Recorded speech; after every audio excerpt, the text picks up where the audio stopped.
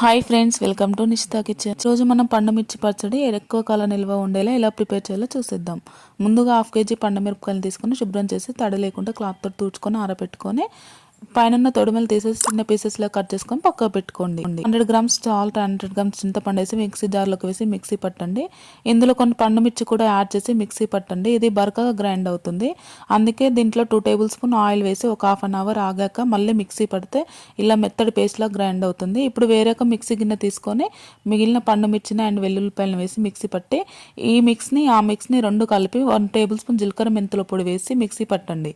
ఇలా మిక్సీ పట్టాక ఒక సర్వింగ్ బౌల్లోకి తీసుకొని సాల్ట్ కనుక సరిపోకుండా ఇక్కడ మనం అడ్జస్ట్ చేసుకో. ఇప్పుడు స్టవ్ పైన పాన్ పెట్టి 1 cup ఆయిల్ వేసి 2 tablespoon జీలకర్ర, ఆవాలు, శనగపప్పు, కొన్ని వెల్లుల్లి రుబ్బలు వేసి ప్రిపేర్ చేసుకొని ఇది చల్లారాక పచ్చళ్ళలో వేసి మిక్స్ చేసుకుంటే ఎంతో టేస్టీగా ఉండే పండుమిర్చి పచ్చడి రెడీ అయిపోయిందండి. దీన్ని మనం ఎక్కువ కాలం నిల్వ ఉంచుకొని రైస్లోకి, టిఫిన్లోకి యూజ్ చేసుకోవచ్చు. Please subscribe.